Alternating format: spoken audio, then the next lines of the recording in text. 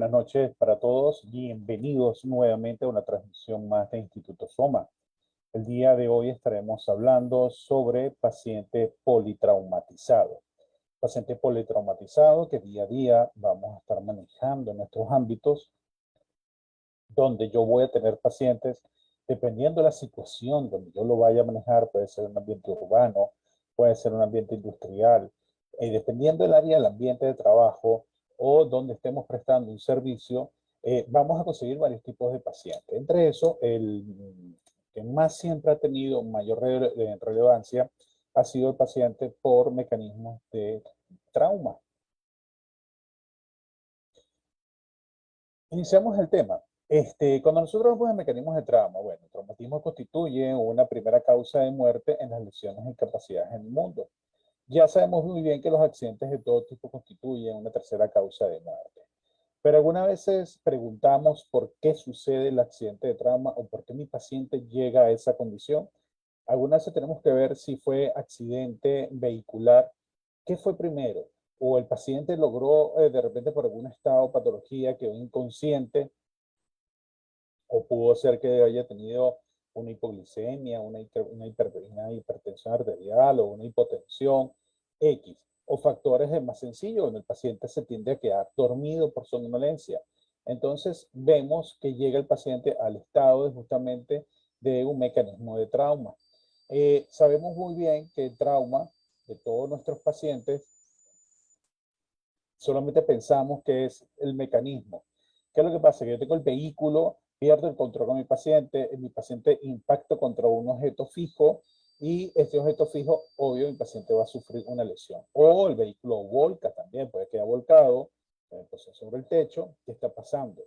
Sí, primero, por lo menos nosotros tenemos que manejar muy bien lo que son las fases de trauma o lo que viene siendo también las leyes de Newton para el caso de la posición de trauma, donde como bien manejamos, más adelante las vamos a ir viendo, donde me indica mi paciente qué está sucediendo con él, por qué sucedió y mi paciente impactó, eh, cuáles son las necesidades especiales de este tipo de paciente adicional, donde yo veo justamente mi paciente y identificar lo que nosotros decimos el ML. ¿Qué es el ML? Bueno, nuestro mecanismo de lesión de nuestros pacientes. Ya nosotros a manejar un mecanismo de lesión, puedo llegar a una hipótesis y descartar qué fue lo que sucedió al momento de que yo consigo a dicho paciente. Siempre que igual que tenemos que ver una parte de politraumatizado, vemos también un poquito la parte de cinemática de trauma, tenemos que acordarnos siempre de lo que viene siendo nuestra fase. Tenemos nuestra fase que es el prevento. Recuerden que también tenemos la parte de lo que es el evento y el post-evento. Entonces siempre ver la parte del prevento, obvio, sabemos que el paciente tuvo una lesión, tuvo el traumatismo, el vehículo perdió el control, impactó contra un objeto fijo, ya. ¿Cuál es el evento al momento? Bueno, el evento al momento es ya el paciente en el sitio. ¿Qué es lo que está sucediendo? ¿Qué vamos a evaluar sobre ese paciente? Y ahora, ¿en qué toda esta fase entramos nosotros como personal de salud? Bueno, entramos justamente en lo que es la parte del posevento. Ya esa parte del posevento es donde llegamos posteriormente al llamado que se nos indica una emergencia. Tenemos 15, 10 minutos, 20 minutos ha podido pasar una vez dependiendo de la zona donde se encuentra el paciente.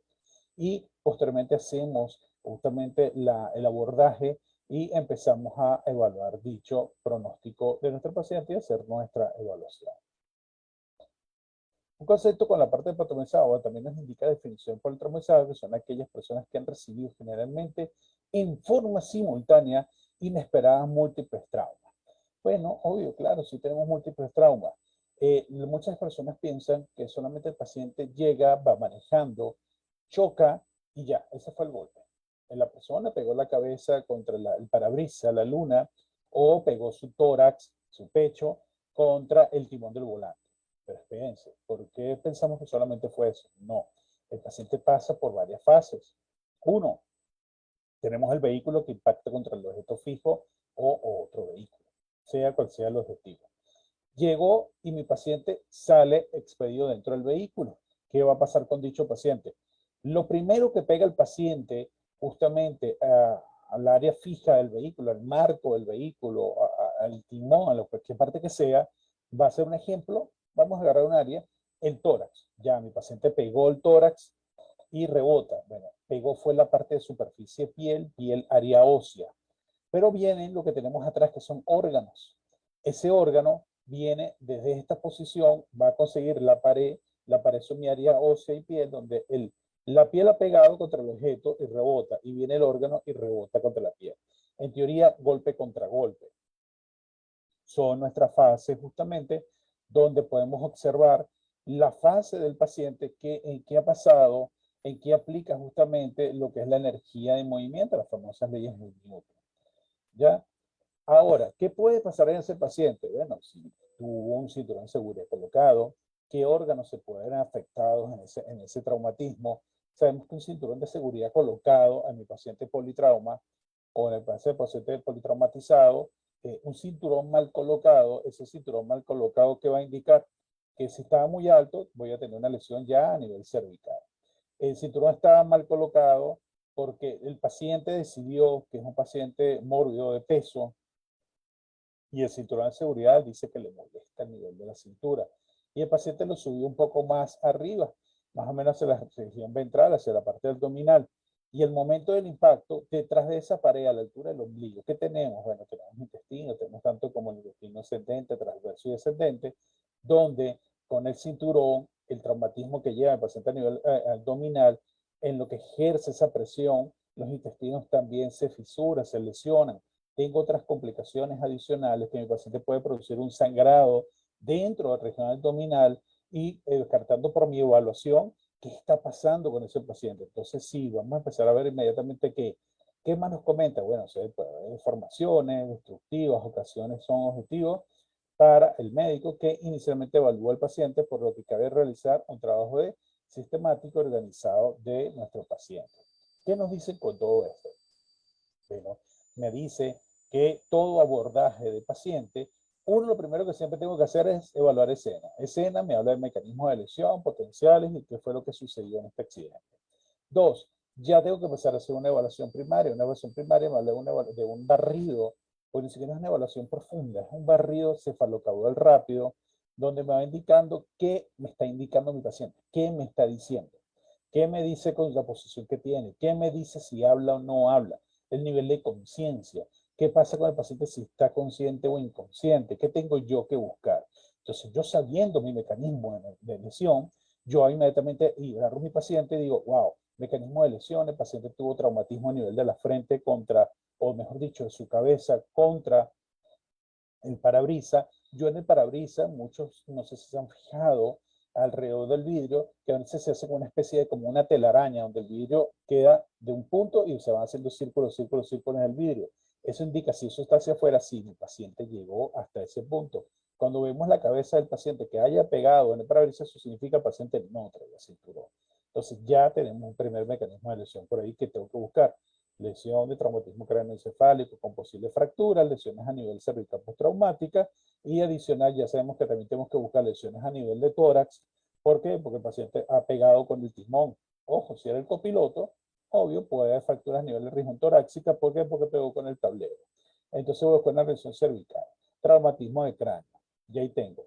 Ahora, lesiones que voy a buscar en el piloto que de repente no son de prioridad para buscarla en el paciente, en el acompañante. Ya, el piloto viene con la responsabilidad de la conducción del vehículo. Viene en su volante aferrado. El paciente, vemos la deformidad del vehículo. ¿Qué es la deformidad? ¿Cuánto se hundió el vehículo? Chocó y el capó, todo lo que es el motor se corre hacia adentro. Ya, ¿cuánto se corrió el tablero? ¿Hacia dónde se generó ese traumatismo principal en el paciente? Bueno, pega en las rodillas. La rodilla hace una transferencia de carga a través del fémur, donde el fémur me llega justamente a nivel de la cadera. Y ahí también voy a buscar lesiones potenciales a nivel de la cadera, porque voy a tener traumatismos cerrados a nivel de cadera, fracturas imposibles, cuidado, al momento de la manipulación y extracción, posibles sangrados que puede yo tener en este paciente. Miren todo esto que hemos evaluado rápidamente con nuestro paciente, en qué momento, solamente viendo un mecanismo de lesión y qué situación se me está presentando en la escena. Ahora, me dice también que tengo el resultado final de un traumatismo, depende de tres variables. Sí, en primer lugar, ¿cuál es? Bueno, la gravedad de la lesión. Hablamos de la gravedad, sí, traumatismo craneoencefálico, lesión a nivel del cervical, traumatismo de tórax, ¿ok? Que me puede complicar mis vías aéreas, también ese traumatismo de tórax, traumatismo abdominal por el cinturón de seguridad y un traumatismo a nivel de la cadera postraumático por absorción de golpes. Ya, ¿qué más se me está indicando ahora? Bueno, busca las lesiones según la gravedad. Segundo, el lugar de intervalo transcurrido entre el momento que se produce la lesión y el comienzo de la parte terapéutica. ¿Cuánto tiempo ha pasado? Un ejemplo, la persona acaba de tener el accidente a las 11 de la noche. Se fijó un usuario y llama inmediatamente a un número de emergencia, puede ser de los bomberos, 116.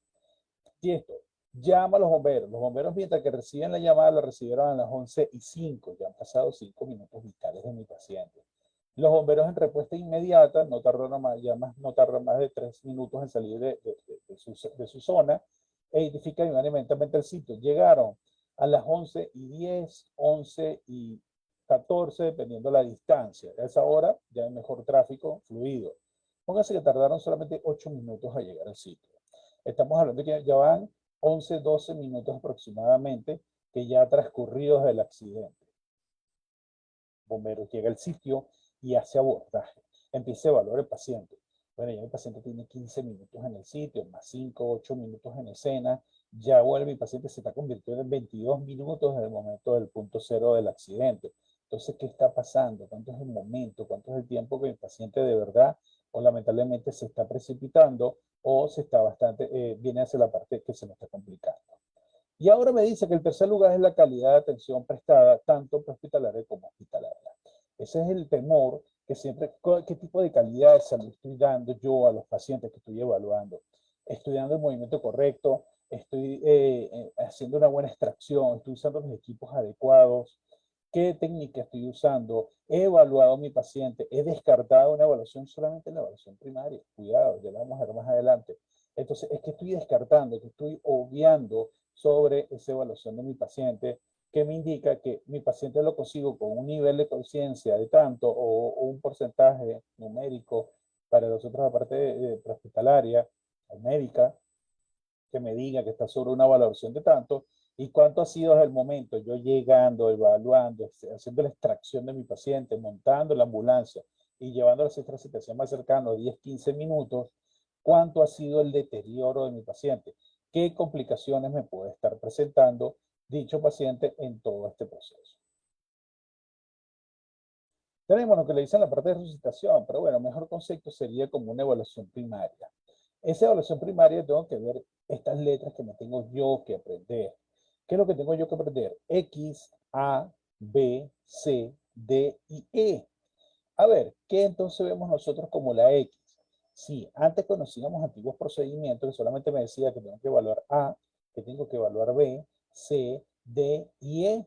Pero obvio, ya por nuevos protocolos, nuevas mejoras de los programas y ya viendo las necesidades especiales de mi paciente, ya tengo que poner de primero o nació esta letra que se llama X.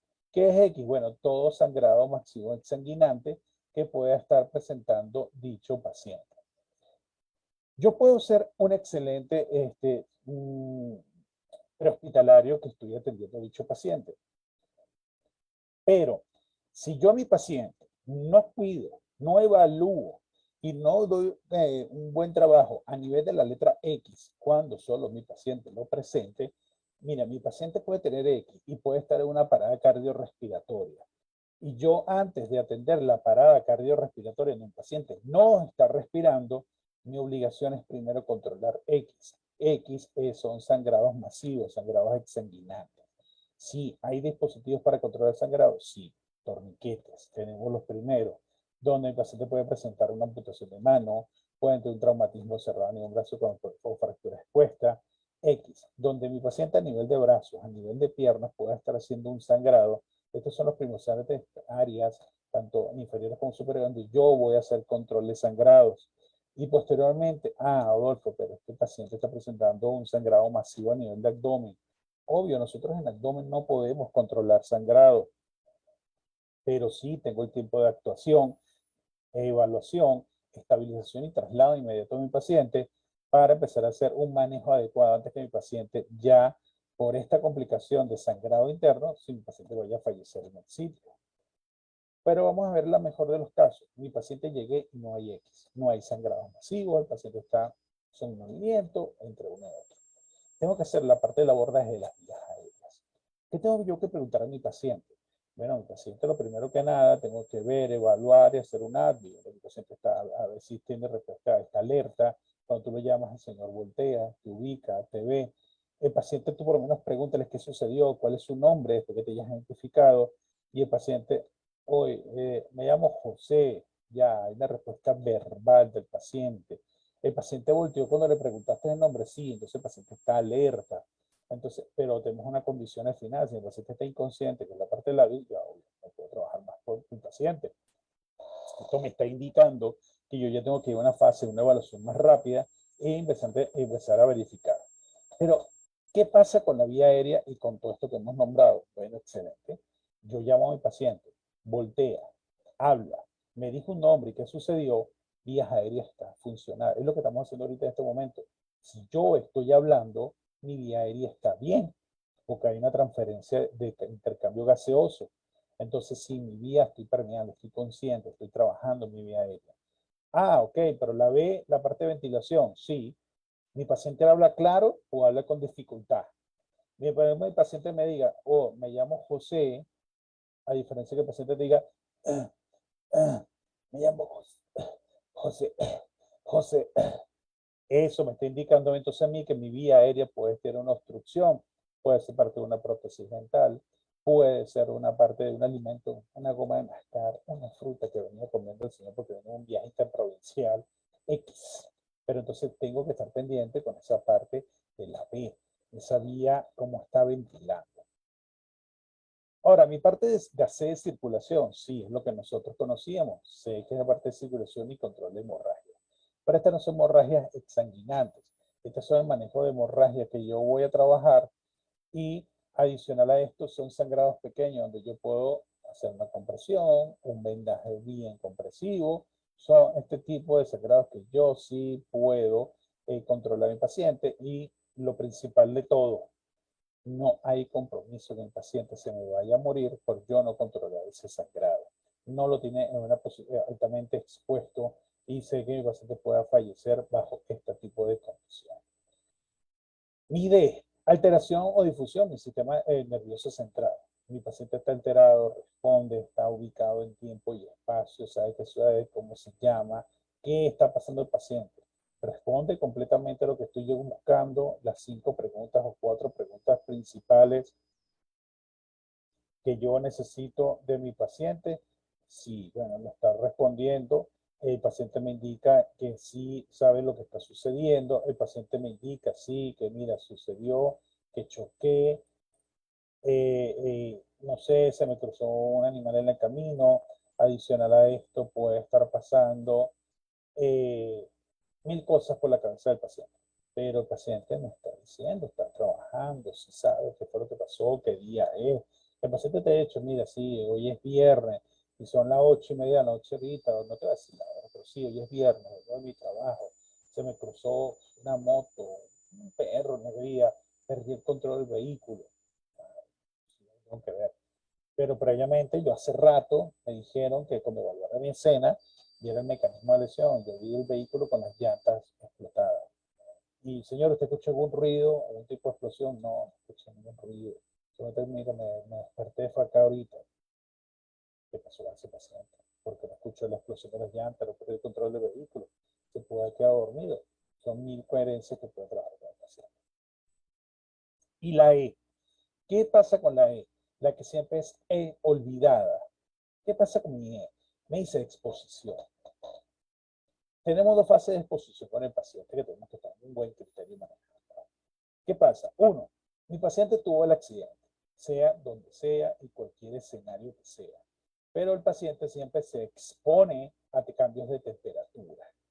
Ok, yo agarro un paciente, ustedes pueden hacer la prueba después de terminar la clase, acuéstense en el piso, en el parquet, donde quieran acostarse, y esperen 10 minutos y va a ver qué pasa con su espalda, va a empezar a transferir frío, su espalda se va a empezar a colocar helada. Entonces, eso es una transferencia de temperatura del pavimento hacia el cuerpo de mi paciente. ¿Qué está haciendo esto con mi paciente? Que esté bajando la temperatura corporal de mi paciente. Y si ese paciente de verdad, lamentablemente, está presentando un sangrado o otro tipo de patología, ¿qué es lo que va a pasar con ese pacientico? Se me va a empezar a descompensar. Entonces, ¿qué es lo primero que tengo que hacer en la exposición? Aislar a mi paciente a nivel térmico, evitar hipotermia o hipertermia, ¿ok? Eso puede ser un aumento de temperatura o baja de temperatura, pues el paciente puede ser las 12 del mediodía, un verano, en una zona full calor, y oye, tampoco hay que exponer a mi paciente a altas temperaturas de calor. Eso también va a complicar a mi paciente. ¿Qué va a pasar con este paciente? Bueno, esa es mi primera fase de exposición ambiental. Ahora tengo otra fase de exposición. Sí, cuando yo en mi evaluación secundaria tenga que hacer exposición, porque tengo que cortar ropa del paciente, tengo que abrir una chompa, tengo que evaluar, pero obvio con criterio de volver a tapar el paciente, no dejarlo expuesto, porque eso también va a generar que el paciente pierda temperatura.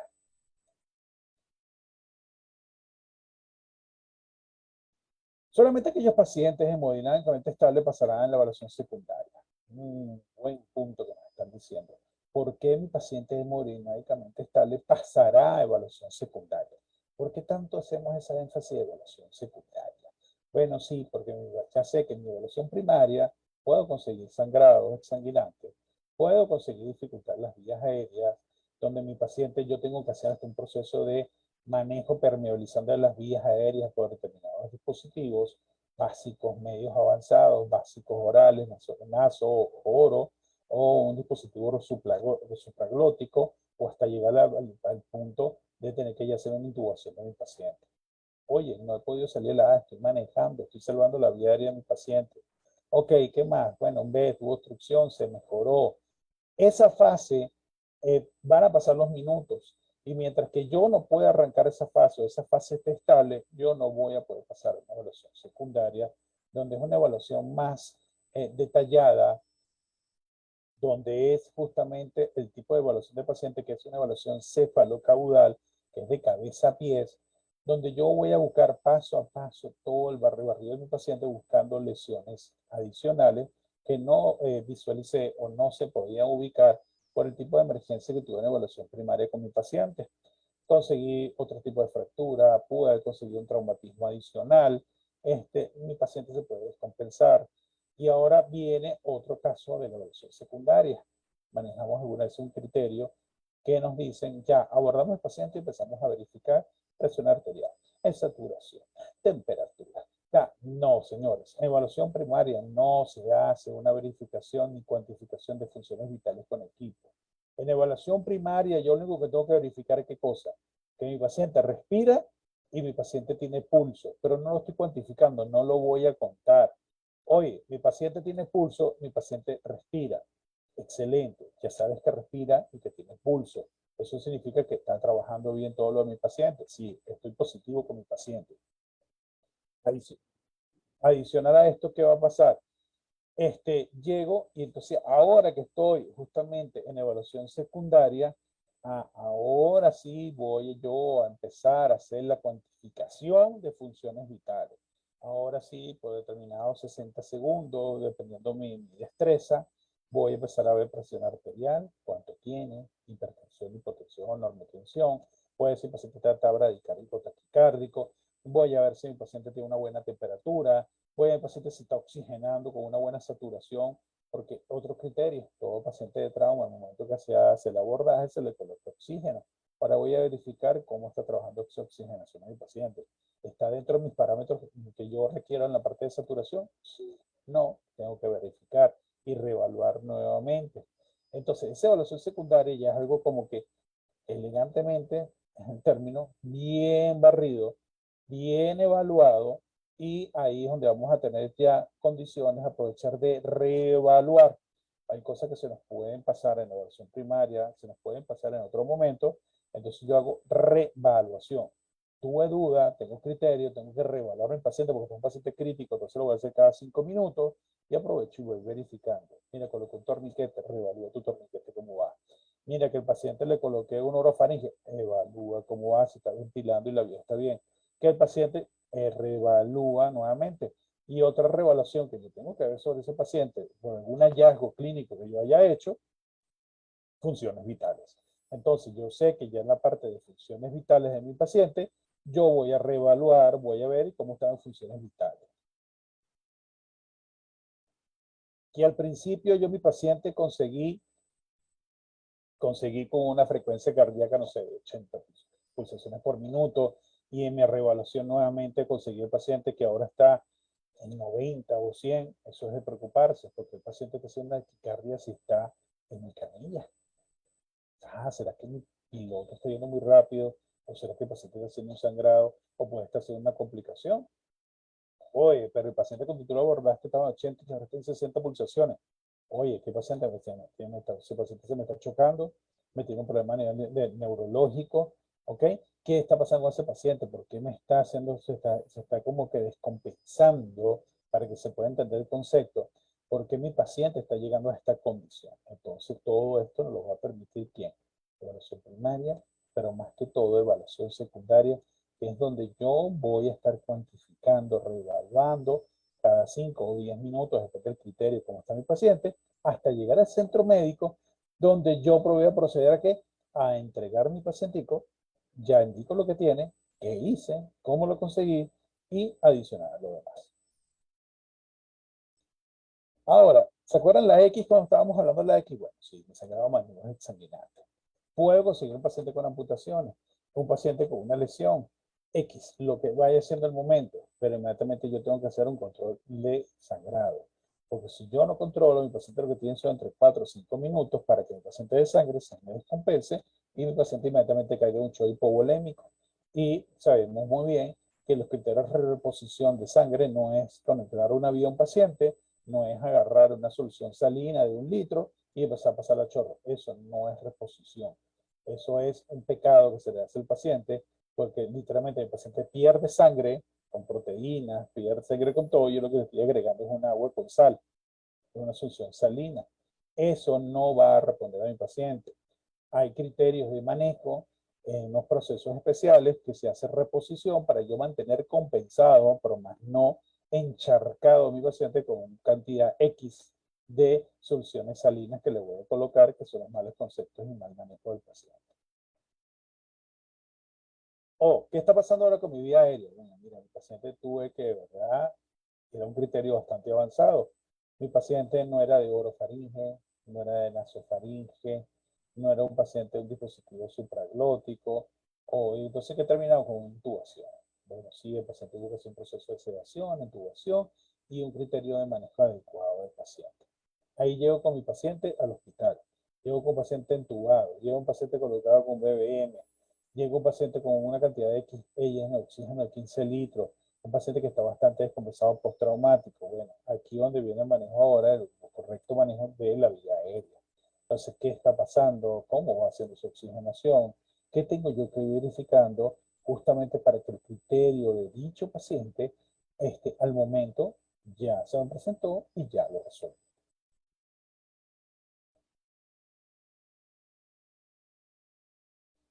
Ahora me pregunta que dentro de las indicaciones para la intervención de una vía aérea, lo más inmediato de la instrucción que se usa puede ser parcial o completa.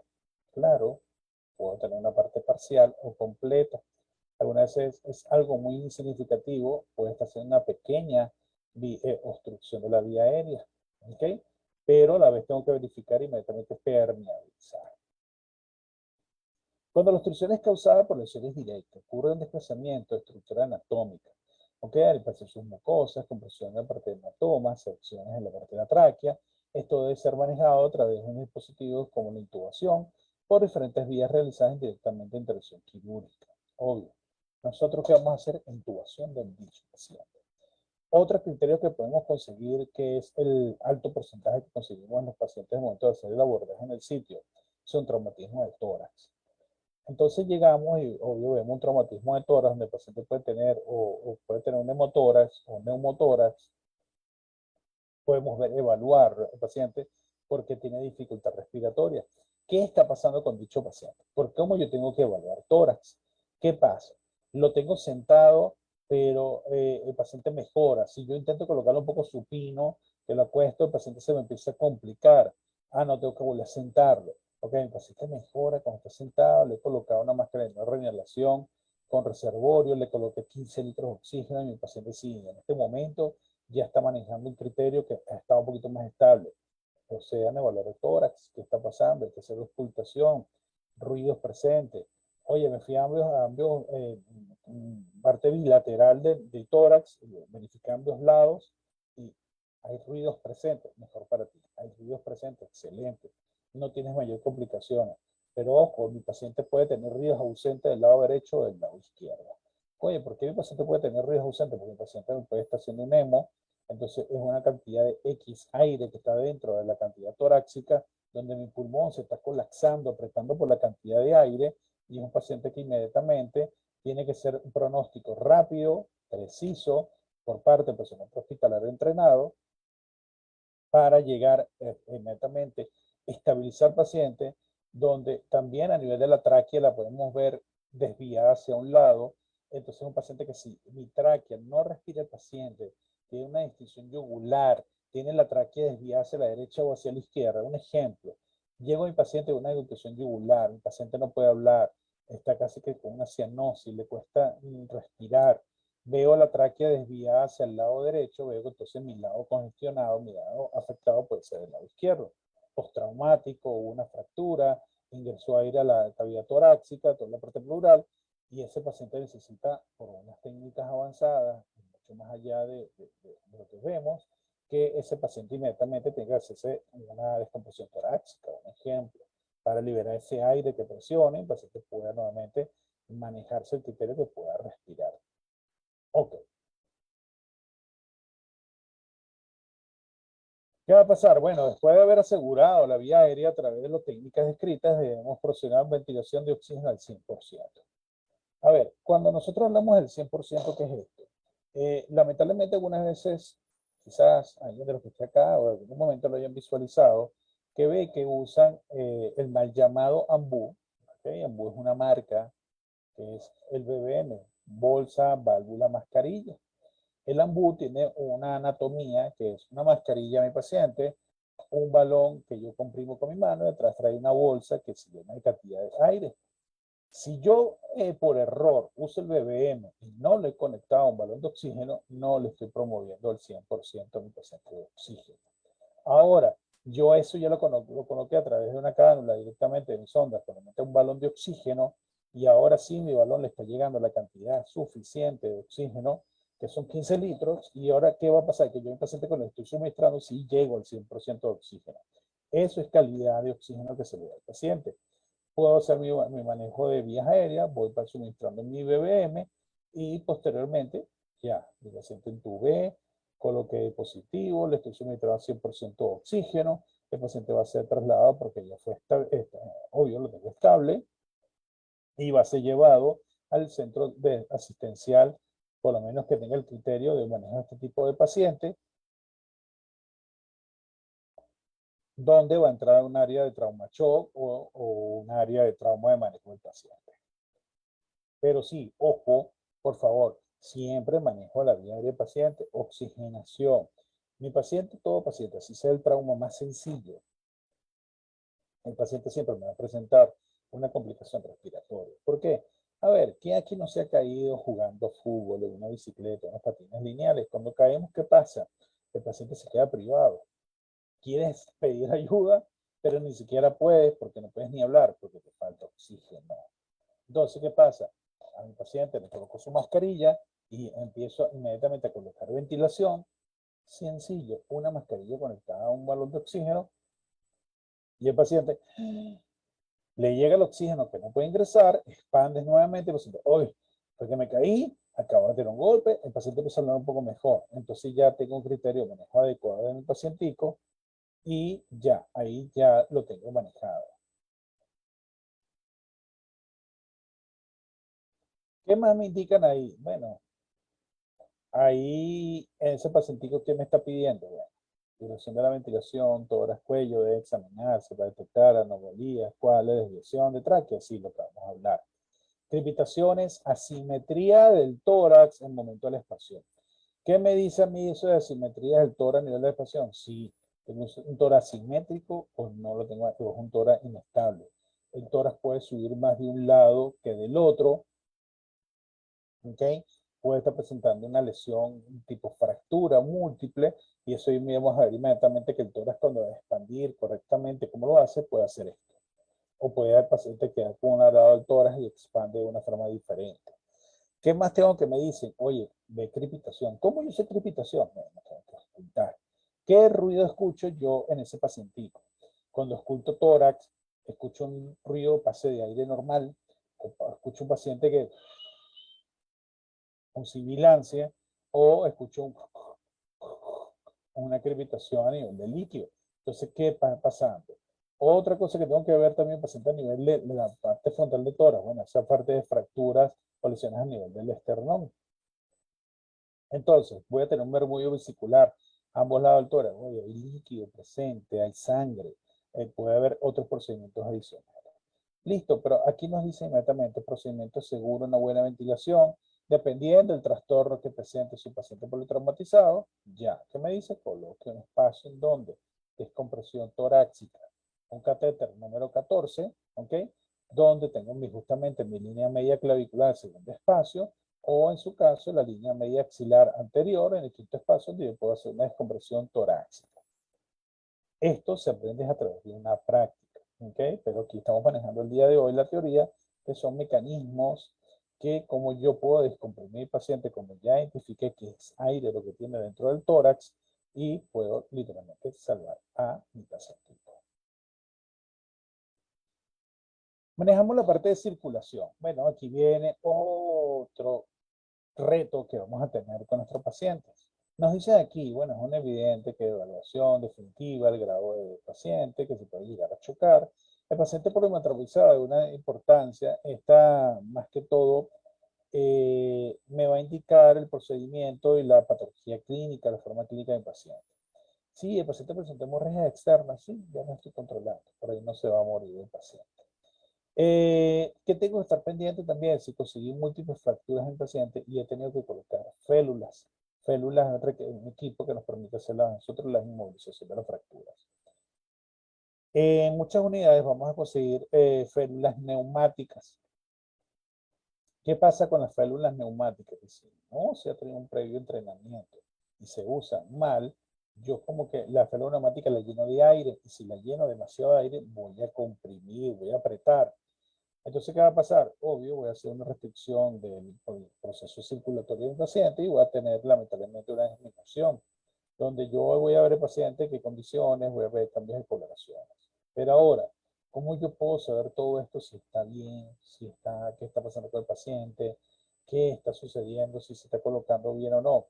Bueno, mi letra C solamente, parece que ya vimos la X, vimos la A, vimos la B, ahora estamos en la C.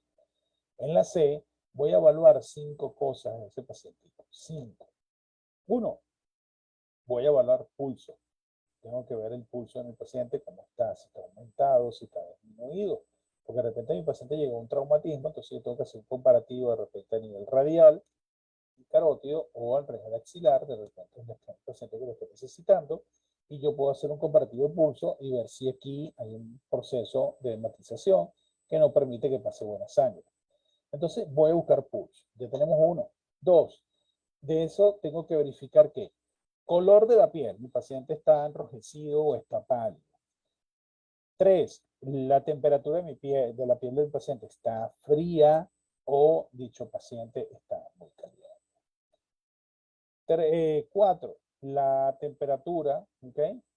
Ya si está muy caliente, si está frío, vimos el color pálido o la cuarta, que vendría siendo en este caso, un paciente si está la piel seca o está diaforética, está húmeda. Eso es un indicativo también del paciente si se me está chocando o no. Y para cerrar con el punto número 5, dentro de esa evaluación, ¿qué va a pasar con ese pacientico adicional? Bueno, que me va a indicar que tengo que hacer lo que se llama llenado capilar. Veo la mano, veo el pie de mi paciente, en este caso no está inmovilizado, aprieto ligeramente la uña, pueden hacerlo ustedes ahorita mismo, vayan haciéndolo, comprimo la uña en mi pacientico, cuando suelto está blanca y inmediatamente puede ser roja. Eso se vio en menos de 2 segundos. Eso significa que si mi pacientico está siendo llenado capilar, sí está llegando sangre a esa área y no hay una restricción. Oh, pero ¿qué puede pasar ahí si no llega sangre? Vamos a complicarnos, porque significa que no hay una buena perfusión, no hay un buen llenado de sangre. Eso puede ser también dicha complicación de mi pacientico. Daño vascular, daño vascular hacia mi pacientico, lesiones vasculares, o lo que hablamos al principio, coloqué una félula. Hoy, pero ¿qué pasó con la félula? La comprimí demasiado. Coloqué un vendaje. Bueno, sí, coloqué un vendaje y lo comprimí demasiado. Eso puede pasar, son errores del ser humano. Entonces vamos a tener otras complicaciones que la venda está demasiado apretada. Esos son casos que podemos ver en los pacientes en todos los procedimientos invasivos que se hagan, tanto inmovilizaciones, controles de sangrados, entre otros. Eso me indica la calidad de perfusión que está pasando con dicho paciente. Ahora, ya pasó de mi C, he pasado a mi D. ¿Ya? X, A, B, C. Ahora voy a la D. Alteraciones del sistema nervioso central. Me dice que dentro de la evaluación primaria debemos valorar también el estado neurológico, establecer un diagnóstico probables a iniciar según los procedimientos terapéuticos. Los pasos a seguir en la evaluación neurológica son los siguientes. Nivel de conciencia, cómo está mi paciente reaccionando a todo lo que estoy interrogando. Tamaño de la reacción de ojos de las pupilas y reacción a la luz. Cómo está mi paciente, cómo reacciona, si las pupilas están midriáticas o si la mesocórica, cómo está ese pacientico y qué es lo que puede estar pasando. Adicional a todo esto, la respuesta motora. Mi paciente se mueve, no se mueve, tiene pérdida de disminución de la fuerza motora. En este caso, fuerza muscular, no puede apretar las manos o las aprieta muy bien, o tiene disminución de repente a nivel de las piernas. Bueno, ojo, no todo paciente de repente puede ser tanta una complicación, como si me puede dar una complicación. El paciente está haciendo una restricción de movimiento, tiene disminución de la pérdida de fuerza muscular, entonces, ¿qué puede estar pasando a nivel del sistema nervioso central? Se está lesionando, hay un proceso inflamatorio a nivel de cervical o hay una lesión a nivel de torácica o lumbar. ¿Qué puede estar pasando ahí por ese mismo traumatismo que está teniendo el paciente? ¿Qué tanto puede estar dañando mi sistema nervioso central? Y acá, mi parte neurológica, veo la reacción pupilar de mis ojos en el paciente, veo dos pupilas, una más grande y una más pequeña. Entonces puede ser que el paciente esté presentando un sangrado. Eso puede ser por postraumatismo craneoencefálico. Y ese traumatismo se me convirtió en un ictus que puede estar procesando un sangrado. Entonces se puede asociar como si fuera el conocido, para muchos que no conocen la palabra ictus, como una ACV. Sí, se acaba de producir un sangrado y el paciente se está complicando. Si está ese sangrado activo, si está haciendo un ictus, va a ser obvio la patología de una ACV. El paciente empieza a dañar una parte, empieza a tener limitaciones de movimiento en uno de los lados del cuerpo. Ahí ya tengo qué está pasando con el paciente. Y la respuesta sensitiva. ¿Qué es esa respuesta sensitiva para nosotros? Bueno, mi respuesta sensitiva me indica que inmediatamente paso y qué tanto siente mi paciente, qué a nivel de los pies, qué está pasando, piernas, a dónde siente el dolor. Un ejemplo, algunas veces nosotros hemos quedado dormidos sobre el brazo, descansando en una mala posición, y cuando me paro tengo la mano dormida y siento un hormigueo, y circulación hasta otra vez. Pero si me pellizco el dedo, no lo siento. Uy, se durmió, mi mano está dormida, no lo siento. Y empezaba a sentir el dolor. Eso porque hubo una restricción nerviosa y no hay una parte de sensibilidad. Esto es lo que puede ver la parte sensitiva de mi paciente. Eso es lo que yo tengo que ver en sí, qué está sucediendo y cómo yo tengo que evaluar a dicho pacientico y ver hasta qué deterioro está nuestro pacientico. Tengo una parte de exposición. ¿Se acuerdan cuando hablábamos ya de la D, ahora pasamos a la E? Muy importante, siempre casi que muy omitida por muchas personas. Bueno, el paso que me dice que voy a cortar pantalón, camisa, chompa para exponer a mi paciente. ¿Por qué la exposición nosotros somos tan celosos y no la hacemos en la vía pública? Porque también por una parte de respeto y valores al paciente y de un poquito de pudor, yo no puedo colocar, como se dice acá en Perú, yo no puedo poner calato a un paciente en la calle, un poquito de respeto, puede ser una dama como puede ser un caballero, ambos los dos necesitan respeto. Ese paciente yo voy a hacer mi proceso de exposición, esto que acaban de hacer acá, que estamos viendo la lesión del paciente, donde lo voy a hacer inmediatamente, pase a su paciente en la ambulancia y hágalo dentro de la ambulancia el procedimiento que va a hacer con su paciente. Después que haya cortado, después que evidenció, tape nuevamente a su pacientico, espere a su traslado, pero ya usted identificó las lesiones potenciales de su paciente, que hay hematomas, hay lesiones, hay laceraciones, entre otras más cosas que pueda conseguir. Pero bueno, ya usted hizo su parte de exposición. Cúbrala nuevamente, su paciente, para que no pierda temperatura, no vaya a ser una hipotermia, porque si hace una hipotermia va a haber complicaciones adicionales a su paciente, y eso es sumamente peligroso. Hay una gran estadística que muchos pacientes se han complicado justamente el momento del tiempo de exposición. El paciente pierde temperatura. ¿Qué puede estar pasando a ese paciente? No, no arman el cuadro, y lo que se nos ha pasado, oye, ¿y qué pasa con la exposición? ¿Cuánto tiempo tenemos a ese paciente exponiéndole a la temperatura? El paciente está helado, está frío, está en 35 grados y medio. Claro, el paciente se te va a chocar, ando por seguro. Y si tiene un sangrado, el sangrado no va a coagular porque estás perdiendo temperatura, justamente lo que se conoce como la tríada de vida. Tengo entonces una coagulopatía, tengo una hipotermia presente en el paciente, no va a coagular sangre, entonces no va a poder tener ningún tipo de sangrado. Eso sería entre unas tantas causas que puede pasar. Ahora tenemos la parte de intervención crítica o decisiones de transporte. Nos ponemos y decimos en qué momento me llevo yo a mi paciente. Ya mi paciente lo he evaluado, ya lo he estabilizado, ya, no sé, ya le han hecho todo lo que tiene que hacer. Ahora digo, mi paciente tiene criterio ya para hacer el movimiento rápido, o puedo esperar. No, mi paciente es rápido, está complicado, tiene dificultad para respirar, ya le coloqué oxígeno, le coloqué un dispositivo orofaríngeo, ya listo. Entonces su decisión de transporte es inmediato. Ahora, ¿qué unidad voy a necesitar? ¿Una unidad básica o una unidad avanzada?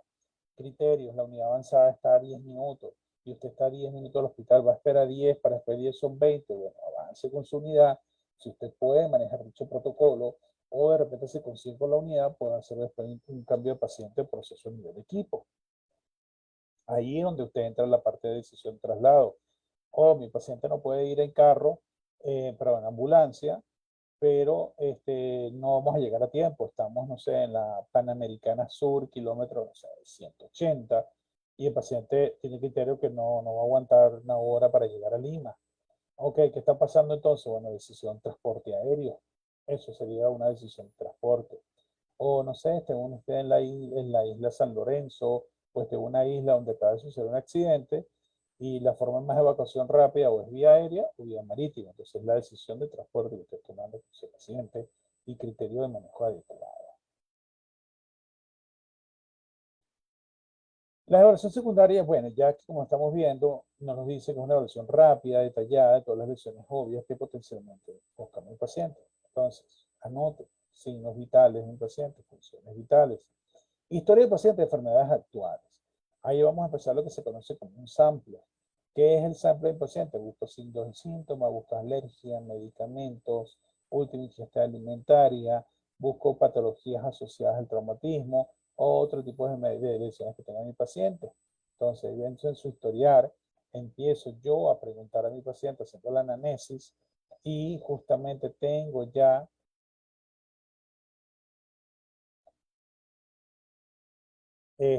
vemos justamente el paciente, y toda esta pregunta que yo he hecho, ya yo tengo cómo armar un sampler, una buena anamnesis de mi paciente, y ya puedo tener parte de mi historia clínica. Tengo que ir cargándola. Esa historia la voy a cargar desde el momento que me despacharon al servicio hasta que yo entregue a mi paciente. Y esa historia tiene que estar firmada. Cuidado con eso. Es una parte legal. Todo lo que ustedes colocaron ahí, por favor, que se lo firma el médico que recibe o el personal. En este caso tiene que ser médico, no puede ser una enfermera. No es discriminación, pero el jefe es el médico. El jefe emergenciólogo, el jefe de la emergencia, es el que le recibió, es el que firma. Por eso es un documento legal. ¿En qué condición está entregando usted el paciente? Cuidado con eso también. Porque resulta que usted entregó el paciente vivo, ¿ok? Y lo dejó en la camilla porque el médico le dijo que lo pasara, pero no firmó no hay una documentación, y usted está de muy buena fe igual. Le coloca a su paciente en la camilla, lo dejó, se retira y se fue a su base. Hoy, ¿pero qué pasó?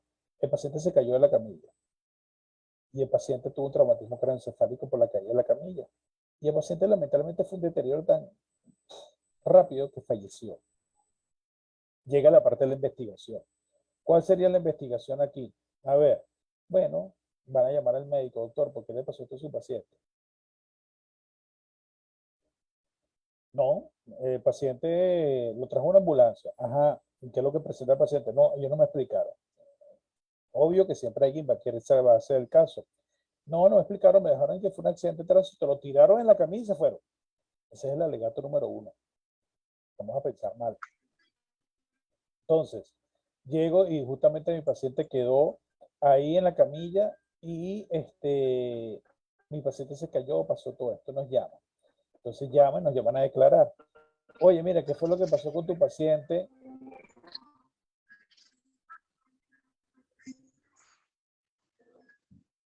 ¿Qué fue lo que pasó con tu paciente? ¿Por qué lo dejaste en esta condición? Y el paciente se cayó. No, nosotros el médico nos recibió, nos dijo que lo pasáramos, se le explicó la condición que llegó, ajá, pero dame algo por escrito que justificó todo eso. Dame tu historia. No, no la tengo. Entonces ya hay un documento legal que no está firmado y es la palabra de ustedes contra la del médico. Y esto va a ser para largo, porque siempre la cuerda rompe por lo más delgado. Entonces ya saben por dónde va a romper la mente.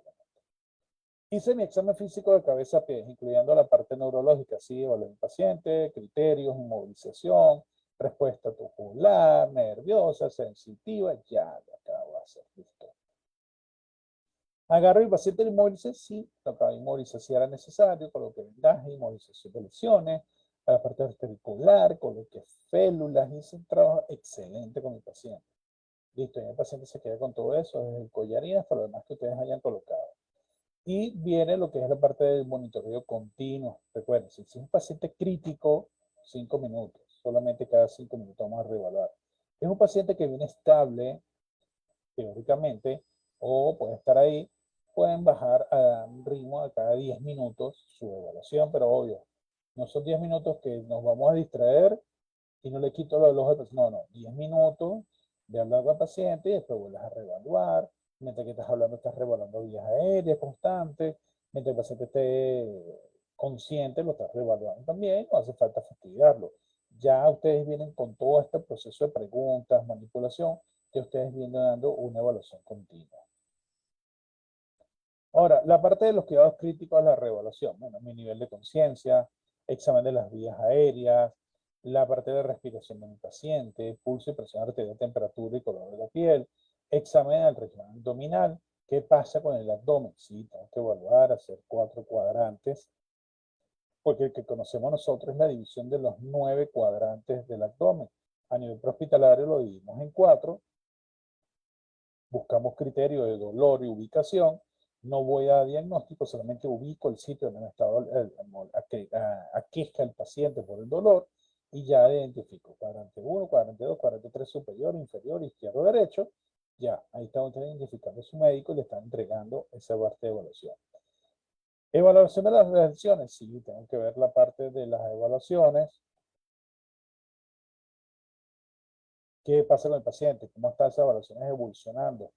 ¿Qué lesiones? ¿Cómo van? ¿Cambios de circulación? ¿Se han puesto ha deteriorado o no ha deteriorado? Mira, el buen manejo adecuado, sí, podemos manejar adecuadamente al paciente. Excelente, muy bien. Entonces, eso es la evaluación de mis lesiones, si va en deterioro o se ha mantenido. Y tenemos la parte de la evaluación del tratamiento realizado. Bueno, lo que ustedes vienen haciendo. Desde el momento que evaluaron a su paciente del abordaje, llevo el proceso que han hecho, evaluación de funciones vitales, estabilización, respiración, circulación, ventilación, todo. Eso ha sido el tratamiento realizado por ustedes. No, por favor, saquen eso que el tratamiento es lo que le estoy colocando por la vena, el tratamiento es medicamentoso. No, si usted no tiene un médico al lado, usted no puede hacer un abordaje con medicamentos. ¿Ok? Porque siempre tiene que tener alguien que indique qué fármaco va a ser colocado, no va a ser por decisión de nosotros. Entonces, cuidado con esa parte de tratamiento, es el tratamiento indicado. Lo más invasivo que van a hacer ustedes en el paciente es cateterizar una vía, colocar una solución glucosada, si el paciente tiene una hipoglicemia, o una solución salina para mantenerle mantenimiento y estabilizar al paciente, una pequeña hidratación o una reposición por quemadura, eso sí, pero no hay un fármaco como tal vinculado en todo el procedimiento de lo que estamos haciendo.